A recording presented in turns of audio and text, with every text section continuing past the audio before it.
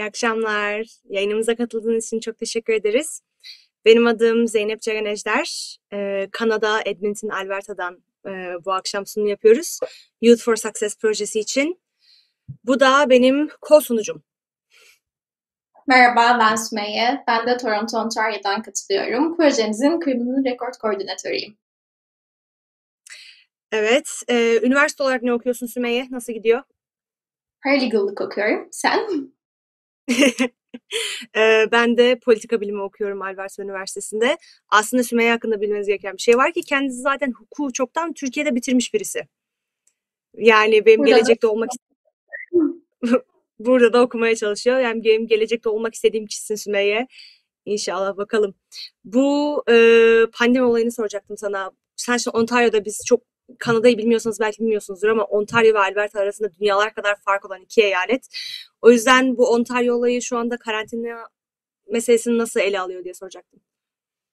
Yani en sonki bildirgede 28 günlük sokağa çıkma yasağımsı bir şeyler var. Böyle gerekli olmadıkça dışarı çıkamıyorsun. İstesen çıkabilirsin ama çıkmaman gerekiyor. Yani cezası var, para cezası var, üstüne hapis cezası var. Biraz kurallar Hapis sıkı son cezası mı? günlerde. Gerçekten Bir mi? yıl. Hapis Yani cezası. öyle. Ya Sizde nasıl burası var? burası bambaşka bir şey. Burası böyle Amerika'daki kırmızı eyaletlere benziyor biraz daha. Hani insanların pandemi gerçek değil, şey yapı falan filan diye dolaştığı yerlerden bir tanesi. O yüzden devlet işi enforce yapmıyor. Evet, siz haklısınız ama siz daha doğrusunu yapıyorsunuz. Tamam o zaman başlayalım mı? Başlayabiliriz. Tamam. Evet, bugünkü projemizin adı Youth for Success. Bu sunumu ben ve Sümeyye yarı İngilizce, yarı Türkçe şekilde yapacağız. Sümeyye kendi kısımlarını Türkçe yapacak, ben kendi kısımlarını İngilizce yapacağım. O yüzden evet, başlayabiliriz. Okay, so our project is named Youth for Success. Our main goal, our main aim here is to basically remove 4 main barriers that we have detected that stands between Canada's youth and employment and higher education. We're going to talk more about what those 4 main barriers are in our upcoming slides and upcoming minutes. But one thing that's basically that is at the core of our organization here is that we believe that everyone deserves an equal access to opportunity, to employment and education. So, the Canadian community. Now, these barriers that we're going to be tackling in our project that we want to solve exist all across Canada.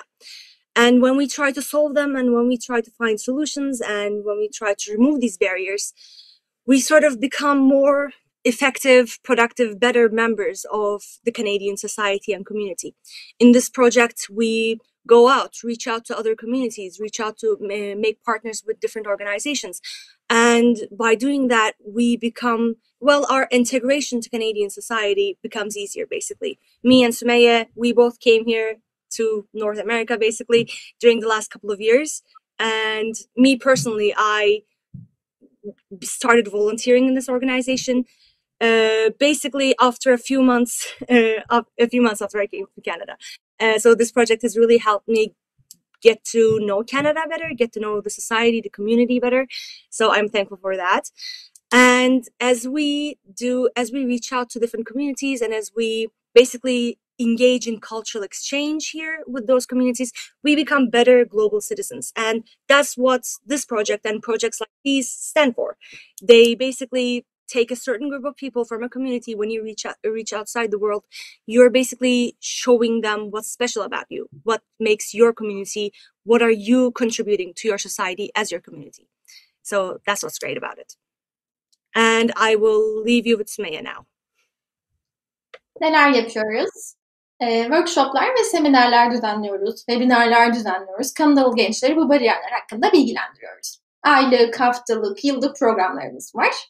Mesela Education grubumuz özel ders veriyor, ücretsiz özel ders veriyor. Dil bariyeri grubumuz ücretsiz journal club'lar yapıyor. Bunlara ilerleyen slaytlarda değineceğiz inşallah. Şimdi bizim 4 temel bariyerimiz şu şekilde.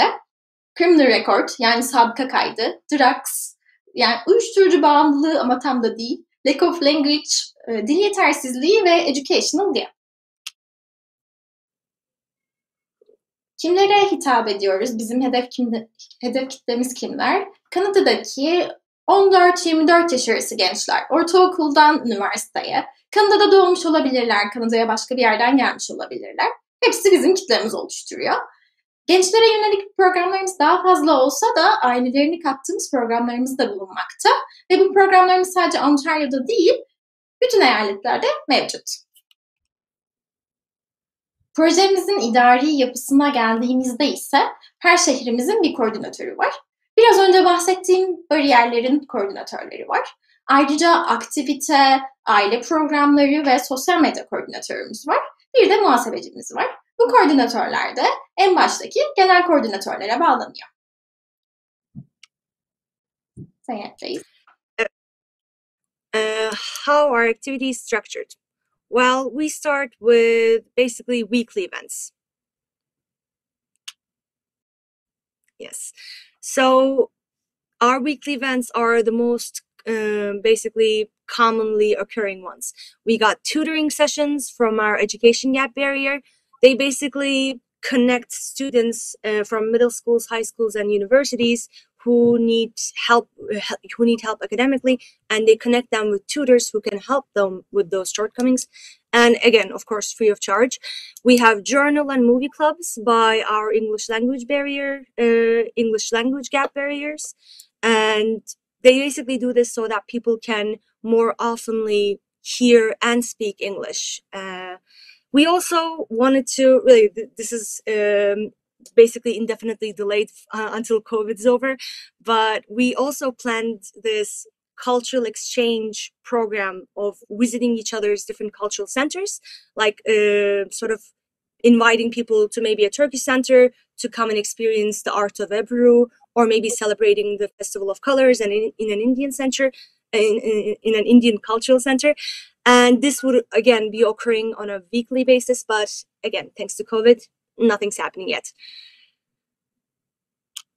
Next up, we have our monthly events. Well, the most basic one is that we have a general meeting. Sort of we come together as every volunteer, everyone who works in this project. We come together, we recap what we have done in the past month and what we're planning on doing. We talk, we socialize and stuff like that. We also have webinars. Now, the format that we do our webinars in is our different barriers, our different team barriers, they come up with subjects that they want to educate our demographic on. Like, we want these kids to know about these stuff. We want these kids to get educated on these stuff. And they basically choose a subject and they get an expert on that subject and they come and they host a webinar for us, which is just an online seminar. For example, I can give you an example from the drug team because I am the drug coordinator here for this project. So we're basically, for example, okay, one of the things that we want to do is we want to do a webinar on cigarettes and vaping.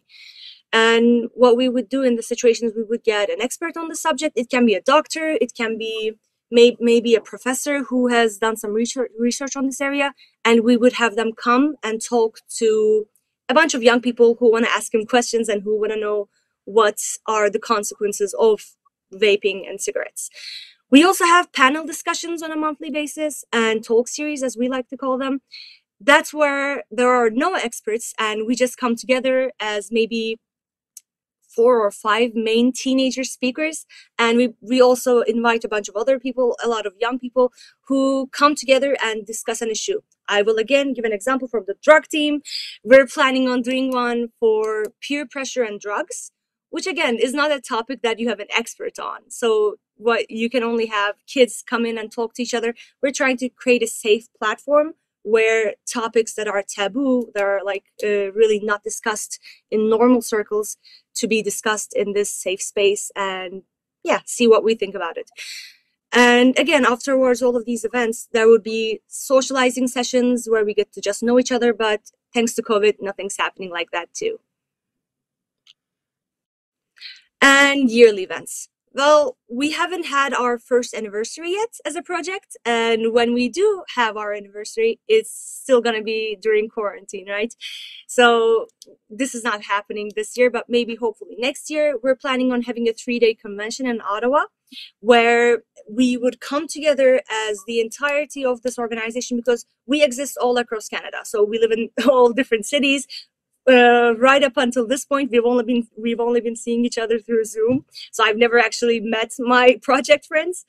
But this 3-day convention, we would all come together, and we would also invite all of our guest experts and hosts who have basically given us webinars. They would come too. This would be open to the public. We would recap what we have done during in the past year. We would talk about what we want to do during the next year. There would be awards for people who have been really determined and ambitious during the last year, which I'm really looking forward to. And we can move on to the next slide. And at the end of this convention, there would be a reception where we would invite government officials, university and college professors, journalists, activists, etc. And I'll leave you with Sümeyye now. Şimdi bariyerlerden bahsedeceğiz. Criminal Record'la ben başlıyorum. Criminal Record nedir? Türkçe anlamıyla sabıka kaydı. Herhangi bir suç işlediğimizde bu bizim sicilimize işliyor ve çoğu suçlar, %80 suçlar ölene dek sicilimizde kalıyor. Yani Kanada hukuku sistemine göre böyle. Ve gençleri bu konuda bilgilendirmek istiyoruz. Biz de bu yüzden böyle bir bariyer oluşturduk. Ve Criminal Record'a sahip olan gençler toplumda bir ayrımcılığa maruz kalıyorlar, ama bundan da önemlisi iş yaşamında ayrımcılığa maruz kalıyorlar ve iş bulamıyorlar çoğunlukla yapılan araştırmalara göre. Statistik Kanada'nın verilerine göre de yılda yaklaşık 30.000 genç Kanada'da suça bulaşmış oluyor. Criminal Record'a sahip olmanın iş yaşamı ve buna dair kanunlarla olan etkisine geldiğimizde ise her eyaletin kendine göre kanunları var. Mesela British Columbia'da olan bir anlaşma gençleri koruyor. Criminal Record'a sahip olan gençleri koruyor ve onları iş yaşamına adapte etmeye çalışıyorken Ontario'da buna dair bir anlaşma yok. Normalde genç bir suç işledi, diyelim ki 16 yaşında bir suça bulaştı. Bu onun 18 yaşından sonraki polis çekinde de gözüküyor ve silinmiyor. Silinen suçlar da var ama bu suçlar %20'yi oluşturuyorlar. Normalde 18 yaşından altındaki gençler için bu criminal record çeki sadece aileleri yapabiliyor, polisler yapabiliyor ya da okuldaki guidance'lar yapabiliyorken 18 yaşını geçtiğinde işverenler sürekli bunu talep ediyorlar. Polis çek vermemek hakkımız, ama polis çek verilmediğinde de işe alımlar olmuyor. Eyaletlerin birçoğu buna yönelik, hani ayrımcılığı önlemeye yönelik bir politika izlese de işverenler de bunun tam tersini uyguluyorlar iş yaşamında. Dolayısıyla gençler iş bulamıyor. Diyelim ki bir insan suça bulaştı. Suça bulaştı diye hayatı kararıyor ve hayatı boyunca hiçbir şekilde hiçbir iş mi bulamaz? Government da bunun için yani yeni yollar keşfetmiş. Mesela Criminal Record'un askıya alınması diye bir durum var. Criminal Record'un askıya alınmasında iyi halli olursanız, belli başlı şartları sağlarsanız Criminal Record'unuz belli, mesela 2 yıllığına askıya alınıyor. Askıya alındığı bu 2 yılda siz iş bulabiliyorsunuz, çalışıyorsunuz. 2 yıl bittiğinde tekrar Criminal Record'da bir insana dönüşüyorsunuz ve iş bulamıyorsunuz. İş bulunabilir ama çok kötü yerlerde, eğitiminizden çok bağımsız bir şekilde. Criminal Record'un en önemli etkilerinden biri de ülkeler arası seyahati engellemesi. Mesela Kanada'da bir genç suça bulaştı, Amerika'ya giremiyor. Bu birçok ülke için böyle. Amerika için araştırmıştım, o da öyle. Orada bir suç işlerseniz Kanada'ya giremiyorsunuz. Bizim kendi bariyerimiz olarak planımız şu şekilde. İnsanlar 14-18 yaş arası gençler özellikle bu konuda çok bilinçsiz olabiliyor ve bilinçsizce yaptıkları davranış onlarda ömür boyu bir etkiye sahip olabiliyor. Biz de bu gençleri bilgilendirmeye çalışıyoruz suça bulaşmamaları için. Birazdan uyuşturucudan bahsedeceğiz. Mesela o da bizim criminal record'umuza etkiliyor. Mesela biz de webinarlar yapıyoruz, seminerler yapıyoruz.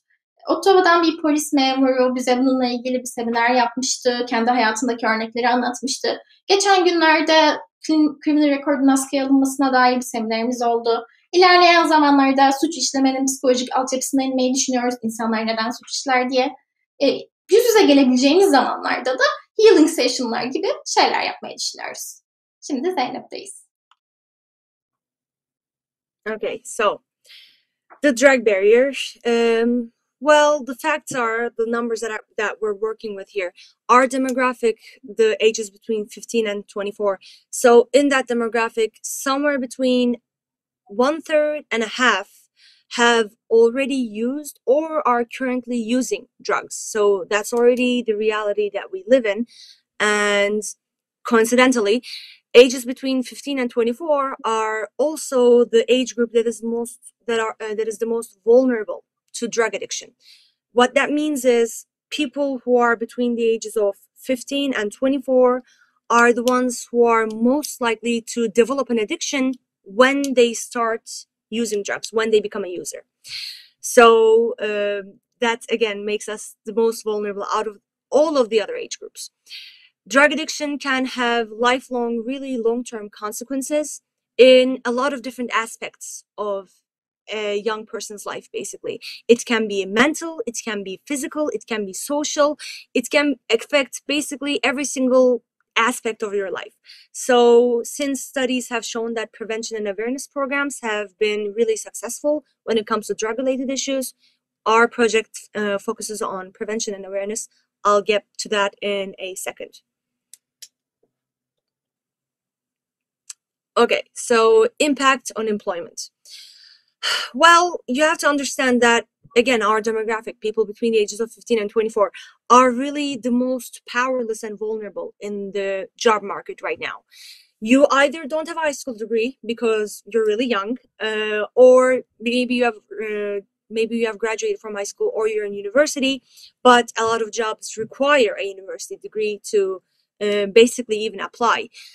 And we have no past experience, which a lot of jobs again require just past work experience.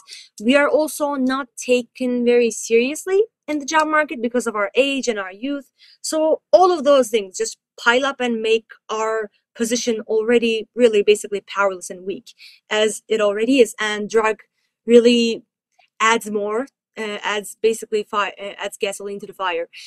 Well, a lot of ways that drug addiction can affect you is that you can get kicked out of high school or university. So you can be prevented from completing your high school degree or university degree. In fact, actually, the Toronto School Board District, they expel and suspend 557 students every single year on drug-related issues. Every year, just in Toronto. So that's already really sad. And besides that, let's say that you have managed to somehow graduate from high school, graduate from university. Once you apply to a job, you need a background check, and drug-related issues can really get you a criminal record. You can get a criminal record for using a certain drug. You can get a criminal record for selling a certain drug. So yeah, you're really open to a criminal record when you are a drug user. And even if you don't have a criminal record, and even if you get hired by an employer, they can still do a drug test on you as an employee, which is a practice where you basically come into work, and if your employer suspects that you have been under the influence during your work hours, job hours, they can basically say, hey, can you pee in this cup? And they basically try to trace any drugs in your system, and if they find it, they will fire you. So that's the impact on employment that drugs can have. So what's our plan? How are we going to handle this? Well, our project really focuses on prevention and awareness, like I've mentioned before. What that means is we want to stop drug use and/or addiction from becoming a problem in the first place. And we do that by raising awareness. A lot of these kids, a lot of these people who are drug users or who are potential drug users, a lot of people in our demographic are really unaware of the problems that drug use can cause to them in the future, very much like Sümeyye's barrier, very much like criminal record. People are really unaware how these little offenses, little things that they do during their youth years, maybe middle school, high school, can affect them in the long run. So what we try to do is we try to educate people on these topics. Like we plan on having a webinar on cannabis, just saying that, okay, what is cannabis? How does it affect you medically? How can it affect you in the future? It's legal, but how is it legal? Is it still bad for you? Is it not bad because it's legal? These are a lot of questions that people who are maybe 13, 14, 15, 16 have, and we want to educate them on that. So we have experts who come in, and we're very thankful for them. They come in and they basically explain this thing to us. For example, we're planning on having a webinar on mental health and drugs. And in that case, an expert would be a psychologist. We would bring them in and they would explain to us how people with mental problems are more maybe prone to drug use. Are they? Those would be the questions. How can drug use further mental disabilities or mental issues that we've been having? Can they create them? Again, these are all the questions that they would be addressing. We also plan on having a bunch of different talk series because drug is a very taboo, don't talk about it topic. So we really want to break those walls because people in this age group are really unaware of the problems that this thing, just like drugs, can create. So we just want them to come in, ask their questions, know more about it, because we believe that if they know more about it, they will not want to do it. Even if they do, they will want to do it less in the future. So yeah. And one last thing, last but not least, is prevention of drug addiction includes strong attachments to family, friends, and structured activities. What does that mean? That means that people who have strong relationships with their families and friends, or basically who have scheduled hobbies, are less likely to be prone to drugs, to want drugs in the first place. Now, that is a whole other webinar topic in itself. There are really a lot of different psychological reasonings for it, but that is a fact as far as we know it. And that's what we try to do with our workshops, which are just Instagram lives, where one of our members goes in front of the camera and tells us about one of their hobbies while doing it. For example, we're going to have one on painting, where we will be watching them and painting with them. We want people to come out of their rooms, engage with other people, so that kind of thing. Whatever that's going to get them closer maybe to their family or friends, or try to basically add them new hobbies. And I will leave you to Sümeyye now. Dil yetersizliği bariyerimiz. Bence en önemli bariyerimiz bu. Çünkü mesela bu sunumu yaparken bana Türkçe ya da İngilizce yapma şansı sunulduğunda kesinlikle hemen Türkçeyi tercih ediyorum. Hiç İngilizceye gitmiyorum bile. Hemen bu bariyeri takılıyorum. Yapılan araştırmalara göre Kanada'ya yeni gelen insanlardan %70'i İngilizce ve Fransızca dışında bir ana dile sahip. Ve yeni gelen insanların %50'si de evlerinde İngilizce ya da Fransızca dışında bir dil konuşuyor. Bunun haricinde yapılan başka bir araştırmaya göre ise yeni gelen insanların %6.8'i işte her iki dilde de yeterliliğe sahip değil. Hiçbirine yeterliliğe sahip değil. Dil yetersizliği sokağa çıktığımız andan itibaren her noktada karşımıza çıkıyor. Doktora giderken, okula giderken zaten, ama tabii ki en büyük etkisi iş yaşamında.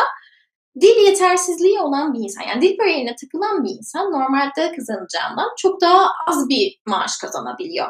Ve birinin eğitimden bağımsız olarak, buradaki eğitimde mesela burada da çok yüksek bir eğitim almış olabilir ama dil konusunda kendini hala yetersiz hissediyorsa beyaz yakalı bir işte çalışması çok zorlaşıyor. Bunun haricinde Kanada'daki üniversiteler ve kolejler çoğusu İngilizce dil yeterliliği sınavı talep ediyorlar elbette. Ama mesela diyelim ki lise 2'de Kanada'ya geldiniz, her dersinizi İngilizce aldınız, 12. sınıfta da İngiliz dil edebiyatı tarzı bir ders aldınız. Onu almanıza rağmen yine üniversiteye girerken ayrıca İngilizce yeterliliği sınavına girmeniz gerekiyor. İş hayatındaki etkilerine baktığımızda ise Kanada'daki işlerin birçoğu İngilizce'de akıcılık istiyorlar, tabii yeterlilik istiyorlar ve bazı işler hem İngilizce hem Fransızca istiyor ve özellikle yüksek ücretle çalışmak istiyorsak İkisini de bilmemiz gerekiyor. Biraz daha mesela resmi bir işse Kanada'nın da 2 tane resmi dili olduğu için bu ikisini de bilmek gerekiyor. İş yaşamındaki etkisine bakıldığında diyelim ki dil bariyerine sahip olan bir insan var, dil bariyerine takılan bir insan var ve bir şekilde bir yerde iş buldu. Bu iş hayatında onu nasıl etkiliyor? Kendi kendine mesela müşterileriyle konuşurken, zorluk yaşarken, böyle sağlıklı bir iletişim kuramıyorken aynı zamanda kendini menajerlerine de ifade edemediği için her iki tarafta da düzgün bir iletişim kuramıyor. Bu da insanların psikolojisini oldukça kötü yönde etkiliyor. Ve dil bariyerinin en önemli etkilerinden biri de bazen insanları hayallerinden vazgeçirebiliyor. Şöyle diyelim ki kendi ülkesinde Türkiye'de hukuk okumak isteyen biri, çok sözel bir bölüm, Kanada'ya yerleşmeye karar verdiğinde, Kanada'da hiç hukuk okumak istemiyor dilden korktuğu için. Direkt dilden çok bağımsız bir bölüme gidiyor, hayallerinden vazgeçmiş oluyor. Kolejler ve üniversiteler en üst düzeyde İngilizce istiyorlar. Diyelim ki bir kurs el yetenekleriyle ilgili, marangozluk gibi, ama burada da en üst düzey İngilizceye sahip olmanız gerekiyor. Orta seviye hiçbir zaman yeterli olmuyor. Dil bariyeri ekibimizin planı şu şekilde. İlk başta sorunu tespit etmek. Dil bariyerine takılan insanların iki temel sorunu olabilir. Bir, cesarete ihtiyaçları olabilir. İki, pratiğe. İkisine de ihtiyaçları olabilir. Cesarete ihtiyaçları olduğunu düşündüğümüz insanlar için webinarlar var. Ayrıca bu insanları kendileri gibi diğerleriyle tanıştırıyoruz ve bu ülkede yalnız olmadıklarını hissetmelerini sağlıyoruz. Pratiğe ihtiyacı olanlar için ise Journal Club ve Movie Club'ımız var. Journal Club haftalık olarak düzenleniyor. Bu kulüpte oluyor. Mesela Kanada'daki sosyal ya da ekonomik, politik herhangi bir konu konuşuluyor. Bu ekibi de böyle 5-6 kişi gibi az sayıda tutmaya çalışıyoruz ki herkes konuşma cesaretini kendinde bulabilsin. Film kulübünde ise bir film izleniyor, onun üstünde konuşuluyor. Ayrıca bu kulüplerimize katılan gençler projemizde gönüllü de olabiliyorlar. Projemizde gönüllü olduklarında da zaten dil bariyerini aşmak için bir adım atmış oluyorlar. Şimdi son bariyerimizdeyiz. Okay, so education gap. It's not really a known word. When I've first heard the words education gap, I really thought, what is education gap? So let's first answer that. What is an education gap? An education gap is basically a lack in knowledge in a subject that you were supposed to learn in middle school or high school. It's a very abstract, very vague definition, but the question, how can you get an education gap, really addresses that. How can you get an education gap? Well, the most common case is probably a case that you yourself have went through, or maybe most likely someone you know has went through, is that you come to a country with a different education system. So, for example, let's take the case of my sister. She came here from a different country to Canada as a 9th grader. So a lot of she might notice that once she starts going to 9th grade here in Canada to high school, she might notice that people in her class, her peers, know stuff about a very specific thing that she doesn't know. Maybe, for example, that might be 8th grade math, or that might be 9th grade biology. That sort of thing. So you've missed out on a key piece of information. So now you are struggling as a high school or middle schooler. What's at the core of this barrier is that feeling, is that falling behind from your classmates for something that you had no control over. You basically, I mean, you were a great student back before you came to this country. You're still a great student, but there's this just gap in your education that you can do nothing about. So this is what this barrier is. This is what we try to address here in this barrier. So what are the numbers that we're looking at here? Well, one of the key pieces of, like, one of the few effects that you'll notice when people are struggling academically is dropping out of high school. And here in Canada, we have a national average of 14% high school dropout rate, which is, I think it's low, it's good. But when you look at lower income communities, that number jumps up to 50%. Now, lower income communities are mostly just Indigenous people and immigrants. So this issue is just mainly about solving that, addressing that. And one of the biggest factor for dropping out of high school is struggling academically. The unemployment rate, again, for people who have no high school diploma is higher than the national average, which is not a surprise because, a lot of jobs require a university degree. If they don't, they require a high school degree just as a minimum. So as a high school dropout, there isn't really a lot of stuff that you can do, and you can't go to university without a high school diploma, because if you have applied to university in the last few decades, you will notice that they have very particular requirements when it comes to high school courses. So without a high school diploma, you really cannot go to a university or basically get a job.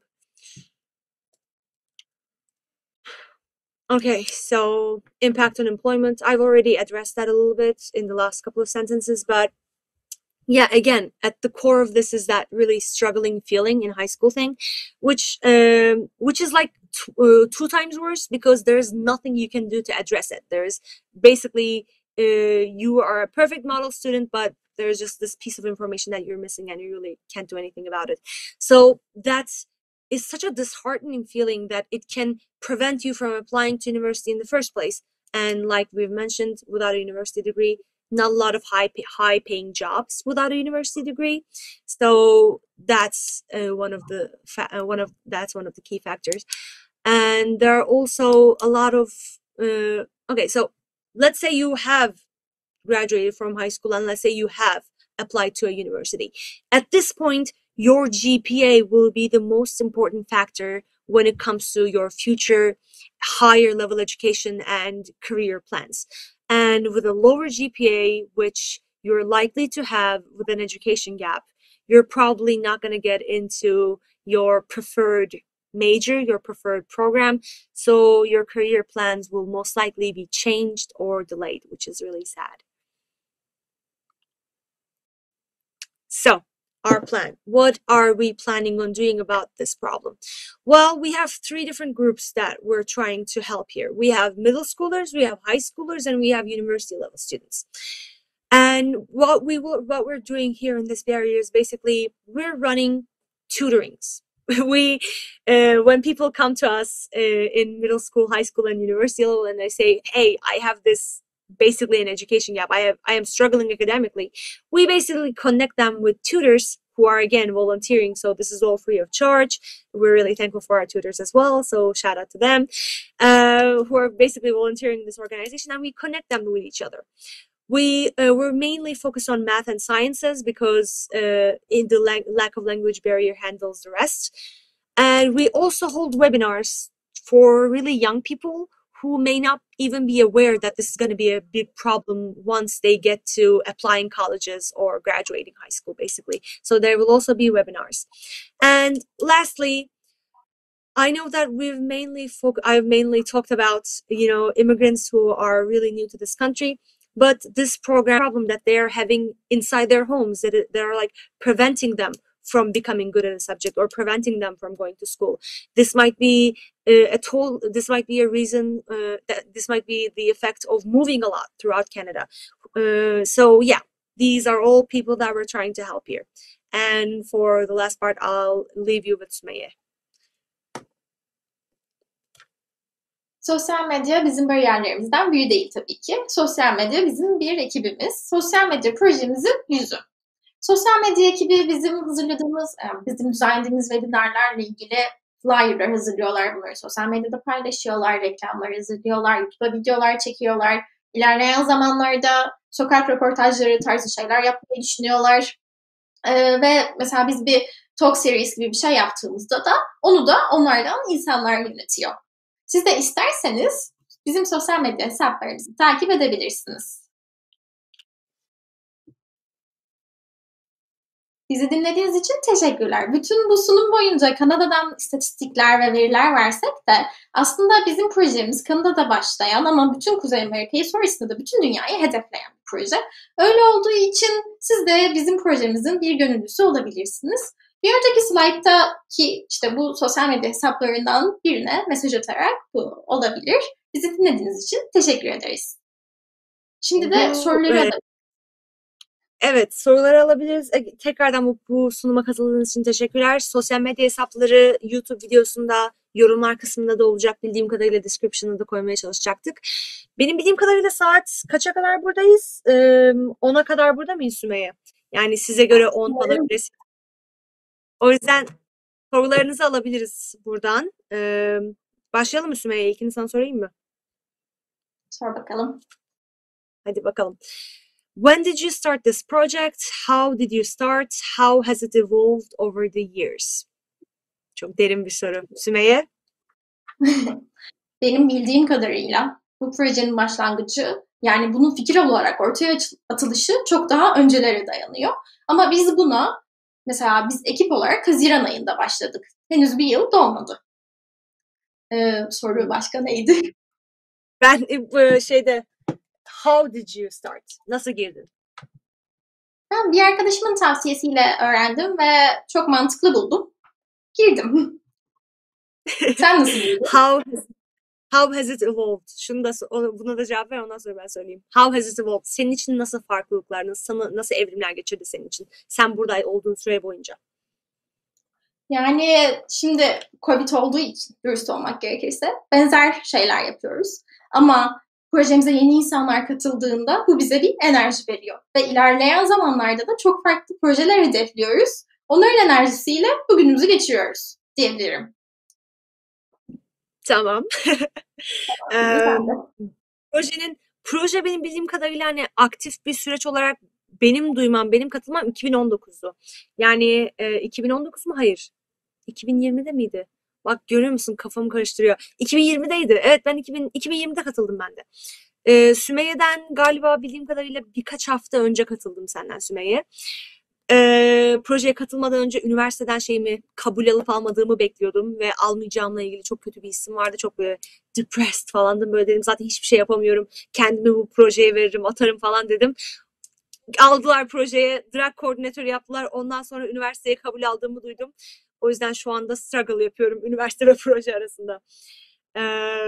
Ve how has it Proje evolved over the sorma yaptı. Ama evet, how has it evolved over the years bilmem.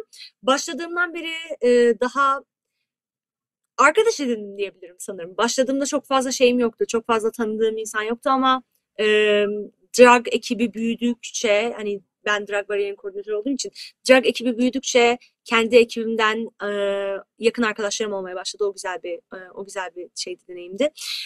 Buradan yapıyorum. İzleyen varsa drag ekibinden teşekkür ederim geldikleri için. Çok destekçiler. Okay, second question. Do you cooperate with other NGOs in Canada? Çok güzel bir soru. So, bu projede, there are a lot of different, İngilizce sormuş, İngilizce yapayım. So, there are a lot of different organizations and NGOs as well that we want to partner up with. And I'm pretty sure we have right now 3 partners. You can check them out on our website, which we will leave a link to. But yeah, there are a lot of different conversations basically going on right now. But I wouldn't know about those conversations. They are confidential. And I just deal with the drag team. And hopefully in the future. Ha? Bir şey ekleyebilirim bu konuyla ilgili. Geçen Evet, haftalarda yapıyordum. Farklı bir organizasyonla iletişim kurdum. Onlar da bu projeyi çok beğendiler. O zaman bizimle partner olun dediler. Hemen yani 3 gün içinde bizimle bir webinar ayarladılar. Biz de öyle bir şey yapmış olduk. Denersek daha çoğu da olabilir diye düşünüyorum. Bu olayların online olması sanki bu bürokrasiyi birazcık yapmış gibi, azaltmış gibi. Hani sanki aradaki duvarlar birazcık çözülüyor. Hani gidelim, buluşalım, dışarı çıkalım, konuşalım falan olayı yok ya artık daha çok. Hadi Zoom'dan bir toplantı yapalım. 5 dakikaya oradayız. Oldu. Güzel oldu gerçekten. Güzel bir fırsat bir proje için. Her şey çok hızlı ilerliyor. Her gün yeni bir update var bu partnerlik meselelerinde, toplantı meselelerinde. O yüzden evet. 3. soru. Do you receive support from the governmental agencies, for example, law enforcement, justice department, etc.? Sümeyye, buna sen cevap vermek ister misin? Bildiğim kadarıyla cevap vereceğim. Bunu planladığımızı biliyorum ama buna yönelik bir fonumuz var mı? Ben bunu bilmiyorum. Sanırım ilerleyen zamanlarda olacak. Şu anda devletten aldığımız bir fon yok. Önümüzdeki yıl inşallah başvurmayı planlıyoruz bildiğim kadarıyla. Şu anda o yüzden herhangi bir devlet desteği almıyoruz parasal yönde. Diğer bir yönde de almıyoruz. Ama bu drag ve kriminal konularında gelip bize konuşma yapması için bildiğim kadarıyla bu law enforcement ya da yaptığımız bu tarz justice department'lardan konuşmacı isteyeceğimizi, data isteyeceğimizi biliyorum. Yani onlar bizim için kaynak ya, özellikle Sümeyye'nin kriminal bariyeri ve benim drag bariyerim için ihtiyacımız olan bilgileri ve metodları ve olayın daha psikolojisini falan o insanlar daha iyi bildiğinden dolayı onlardan o tarz bir destek alabiliriz. Yani o yüzden herhangi bir başka türde bir support almıyoruz. Okay, 4. soru. What motivates you in this project? Sümeyye. Sevdiğin insanlarla çalışmak, yaptığımız etkinliklerin sonuç verdiğini görmek ve mesela dışarıya baktığımda suç işleyen gençler gördüğümde buna üzülmem, üzüntümün de bir şeyler yaparak geçmesi. Beni böyle aktif olmanın mutlu etmesi psikolojik olarak. Sen de? Ben de. Şimdi ben drag konusunda hiç experience olmayan biri olduğumdan dolayı yani hiç şey olmamıştı. Hani hayatımda hiç kendi tanıdığım uyuşturucu bağımlısı ya da uyuşturucu kullanıcısı bir insan yok.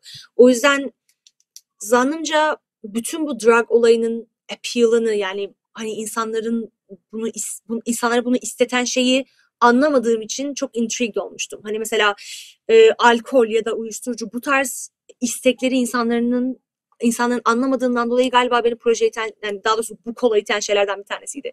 Çünkü Şerif abi bana bu yani projenin baş koordinatörü bu projeyi açıkladığında ve hani katılmak ister misiniz dediklerinde bu dört bariyerden kafama yatmayanı sadece drug'tı. Dedim hani tamam sabıka kaydı olaylarını biliyorum, nasıl gelebileceğini biliyorum, education gap, language barrier tamam ama drug hiç bilmediğim bir şeydi. Ve kendimi eğitmek için girdim denilebilir içine. O yüzden evet. O beni motive ediyor. Okay, 5. soru. What type of other organization are you looking to partner up with? And how do you think your partnerships will improve your program? Sümeyye senin yapmak istediğin potansiyel team up yapmak istediğin insanlar var mı? Evet, mesela bir topluluk var. O topluluk da daha çok suçlulara yönelik çalışıyor. Hapishanedekilerle gidip konuşuyor. Onları engellemeye çalışıyor. Sonra liselere gidiyor. Liselere ayrı seminerler yapıyor. Ve bu topluluğun ayrıca bir fonu da var. Bayağı da büyük bir topluluk. Mesela bu criminal record'la ilgili 55 sayfalık bir makale yayınlamışlardı. Çok uzman kişilerle çalışıyorlar. Mesela ben onlarla partner olmak istiyorum. Deneyeceğim bunu. Sende var mı? Okay. Bende var birkaç tane. Bu Brother and Sister Club var. Bu tarz organizasyonlar bu daha çok prevention ve awareness olayını yapıyoruz ya. Hani olay bir mesele haline gelmeden çözülmeye çalışıyor. Mesela education gap ve language barrier zaten var olan bir problemi yamamaya çalışıyorsun, address yapmaya çalışıyorsun. Ama kriminal ve drug'da bizim ikimiz için basically insanları aktif ve produktif hale getirmeye çalışıyoruz ki bu tarz problemlerden uzak kalsınlar. O yüzden Big Brother and Sister Club güzel bir tane Children Now var. Montreal baslı bildiğim kadarıyla onlar ilginç. Ve bu tarz partnership'ler programımızı nasıl ilerletebilir? Bu tarz organizasyonlar çok daha deneyimliler. Tabii ki bu alanlarda gerek kriminal olsun senin bahsettiğin gibi gerek drug olsun bu tarz alanlarda çok daha deneyimli olduklarından dolayı ellerinde bir sürü materyal ve resource var bizimle paylaşabilecekleri ve bizi öğretebilecekleri mesela bizi kontağa geçirebilecekleri farklı insanlar var. O yüzden o açıdan ilerletebileceğini düşünüyorum. How are you willing öbür soruya geçtim. How are you willing to respond to new generations after iGen? Is your generation willing to adapt to the ever-changing youth mindset? Güzel bir soru. Okay, so İngilizce cevap verelim mi buna? Okay. So which generation are you from Sümeyye? Z kuşağındayım ben. Gen Z. Okay. I'm Gen Z too. So we're both Gen Z and iGen is the next one. It's iGen and or Gen Alpha, right? They have two names. So how are we? I think the answer to this one is basically it happens with the members. Like I'm not gonna be here for a lot longer. I mean, I'm already 20. I'm like already old to a lot of these people in our demographic. And basically we're going to be gaining more members as this project moves through the years. So as iGen or Gen Alpha comes into play, people as Gen Alpha needs help with these barriers, there are going to be Gen Alpha members to help them with these barriers. So yes, this project is really at the hands of the youth, basically. We are doing this because this is our own age demographic. I have people in my group who are, I have people in this project who are 16, 17. My own sister, who is like 15, she's like the barrier, that like the beginning of the demographic. She's 15. So we are only here and we are controlling this project because we are in this demographic, because we are at the same age as these people who need help. And as the demographic changes, as the people who need help change mindsets, the project and the volunteers and the members will change with the times. So yeah, that would be my answer. That was really long. Sorry. Okay. Benimki şöyle bir şey olurdu galiba. Zaten biz bu projede çalışırken hep böyle 14-24 çalışıyoruz ya. 14'te zaten 14'te 24 de aynı kuşakta ve 14'lere yönelik daha çok çalışıyoruz. Onları dahil etmeye çalışıyoruz. Ayrıca gönüllü olarak da çok liseli almaya çalışıyoruz. Sosyal medyayı takip ediyoruz, gündemleri takip ediyoruz. O insanlarla sürekli bir iletişim halindeyiz. Bu yüzden geri kalacağımızı düşünmüyorum. Hatta onları daha ön plana çıkarıp projemizi daha aktif hale getirebiliriz. Kesinlikle. Mesela bu, yani az önce de bahsettiğim projemizin baş koordinatörü olan abimiz, biz olabildiğince bizim bu tarz sunumları ya da bu tarz projeleri yapmamızı istiyor. Çünkü yine bu yardıma ihtiyacı olan demografik bu insanlar, genç insanlar olduğundan dolayı olabildiğince gençleri öne sürmeye çalışıyor ki etkisi olsun, bir şey olsun. Hani kalkıp buraya 30 yaşında, 40 yaşında bir insanın çıkıp size sizin problemlerinizi nasıl çözebileceğini ya da size anladığını söylediğinde belki çok otantik olmuyor, belki çok içten ve gerçekçi gelmiyor, ama buraya kalkıp ben bir 15 yaşında bir insanı çıkarsam belki benden çok daha etkili olur. O yüzden ben de kesinlikle Sümeyye ile aynı fikirdeyim. Bu projenin yüzü ve yöneticileri ve şekil vericileri zaten genç insanlar ve gençleştirmeye de devam etmeye çalışıyoruz. Okay, another question. What will be your difference from other organizations? Why should someone trust you instead of other organizations, such as one voice, one team? What do you bring to the table? That's a really good question. Now, I would never suggest you not trust another organization. Let's start with that. I'm never going to be someone who says that this project is never going to be like, we are the best and the only one who can address these issues in our society. No, there are a lot of different and really good organizations who are doing this stuff, and we want to be partners with them, and we want them to help them as well. So the more of us there are, the better, because more projects means more members means more productive members of society. So I am all for different organizations. But what's like the question to address yours is like, what's unique about us is that like our main focus is just getting you a job. The entire idea of our project comes from a survey. The survey is like, what is preventing you from getting a job? Just asking that to young people and them giving the answers. The answers are drugs, criminal record, education gap, language barrier, like lack of language. Those are like the four main answers to these questions from a survey, and that's where the idea of our project was born. So we specifically want to address that. We're not here to I don't know, that's like sounds really bad, like we're not focusing on different aspects of these problems. We just want you to be aware of these problems and basically educate yourself so you can get a job. That's the one main thing that I think separates us from a lot of different organizations. We're not broad, we're really specific. We want you to join the workforce. We want you to be able to gain money once you actually graduate. So we want to eliminate a lot of these different barriers that are going to be facing you once you graduate. Do you want to answer that question too? Evet, ne söyleyebilirim diye düşünüyorum. Mesela ya benim araştırmalarıma göre bazı diğer organizasyonlar spesifik bir konuya odaklanıyorlar. Sadece criminal'la ilgili çalışıyorlarken ya da bizim bariyerlerden bir ikisiyle ilgili biz 4'e çıkarıyoruz. Yani bir tık artısı. Ama hiçbiri bizim düşmanımız ya da yarışmacımız değil. Öyle olduğu için biz çok sosyal bir devlette yaşıyoruz. Bunda da o kadar çok organizasyon var ki biz hepsini seviyoruz. Hepsiyle böyle yani çoğuyla partner olmak istiyoruz. Bir de böyle diğer bir açıdan baktığımızda ise bizim projeyi yapma amaçlarımızdan biri, aslında Zeynep en başta bahsetmişti. Birincisi bu topluma entegre olmak istiyoruz ve gençleri de bu topluma entegre etmek istiyoruz. İkinci olarak da biz bu ülkede yaşadığımız için, bu ülkenin ne kadar vatandaşı olmasak da ülkenin temel sorunları hakkında çalışmak istiyoruz. Bence bu bir fark olabilir. Buraya çok sonradan gelip ülke için çalışmaya çalışmak. Bana şey yapıyor, bu insanlara yardım etmeye çalışmamız bana buranın insanını sevdirmeye başlıyor. Ben onu fark ettim. Yani çok bir şey bilmiyorsun sonuçta. Buraya yeni gelmişsin.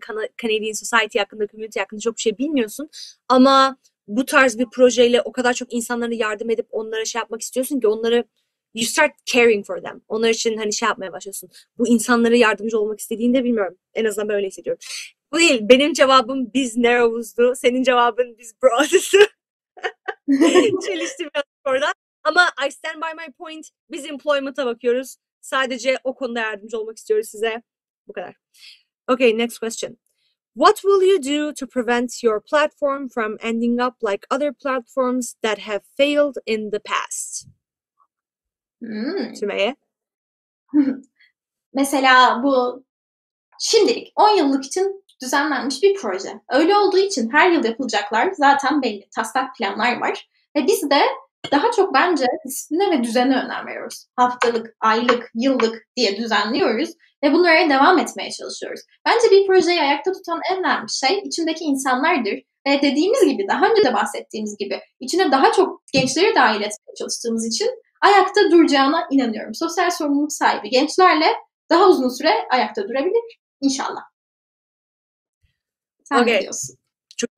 That's a good answer. Teşekkürler.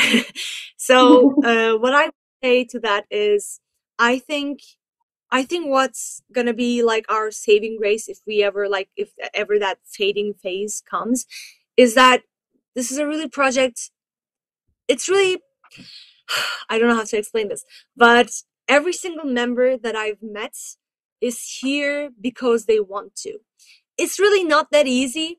And there's an out if you want it. It's really easy. Like every single coordinator, every single basically authority figure, if you have authority over anyone, and I've met all of them. They have really been. They're like, hey, if this is too much for you, you can just take a step back. It's all right. This is totally not obligatory. If you want to step back, you can. So when you have that attitude coming from people who have authority over others, you realize that every single member, every single volunteer in this organization is here because they want to. They are not here for volunteer hours. They are not here because they feel like they have to. They're not here because they're not here because they don't want to disappoint people. No, every single member I have met is here because they want to, and it's really not that easy. And there's a really easy out if you want to, but people still stay. So I guess that's going to be, I think that's going to be our saving grace. Really, people are just here because they want to be here. Okay, I think, last two questions. In your opinion, what the project will look like in 5 to 10 years? Yani planlarımıza göre farklı. İnşallah gerçekleşen planlarımızdan çok daha güzel olur. Mesela şu an projemiz içinde çok daha yoğunlukla Türkler bulunuyor ya. Bir 5 yıla bence her milletten insanlar girecektir diye düşünüyorum. Ayrıca liselere erişimimiz, mesela convention'da anlatmıştık. Bu planımızda diyeyim, yapmayı düşünüyoruz. Ottawa'daki mecliste yapmayı düşünüyoruz. Buralara varmak 5-10 sene sonra değil de aslında şimdiki hedefimiz 5-10 sene sonra ne olur ben bilmiyorum.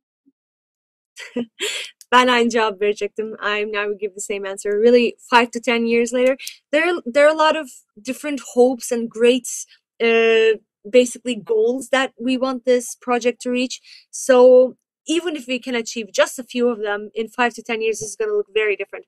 I think it's going to be a lot more multicultural, and I think there are going to be a lot more close friendships. There are a bunch of partner organizations, a lot of diversity, and a lot of friendships. Hopefully, that's what I see it in. That's where I see it in 5 to 10 years. So last question. What will your team do if they come to a dead end where something does not work out, such as if a tutoring program did not work? How is your team willing to respond? Şimdi böyle Ben şeyler cevap vereyim mi? yaşanmış da olabilir. Evet, ver. Okay, so again, this is not my barrier and this is not Sumayya's barrier, but I get the gist. So what if something that we have arranged does not work out? That can apply to any barrier, really. Well, we have our social media team, and we basically got a really recently got a training on data analysis, which is basically tracking different social media platforms. So I think the first thing that we would do is, where did it went wrong? Because was it in the idea? Did people not like the idea, or were we not able to deliver it to the right people? So we would do a lot of data analysis and try to figure that out, maybe different surveys among people who are already a part of our organization. So yeah, detect the problem, try to solve it, move on. This is really not a space where we say, oh, that really went wrong, that was terrible, and we're really regretful. No, we're really not a regretful bunch. We try to do what we can, and if it doesn't work out, we try to detect why it didn't work out and try to solve that problem instead of being just sad about it, I'd say. Okay, Sümeyye, I think that's our time. Final words? Olur muydu? Evet, son soru. Yani, bizi dinlediğiniz için tekrardan çok teşekkürler ve projemizin gönüllüsü olmak istiyorsanız da bahsettiğim gibi sosyal medya hesaplarımıza ulaşabilirsiniz. İyi akşamlar. Evet, tekrardan teşekkür ederiz katıldığınız için ve bizi katlandığınızdan dolayı. Thanks again for coming, guys. And hopefully we'll talk and we'll communicate in the future, hopefully. Well, have a good night to yourselves. Bye.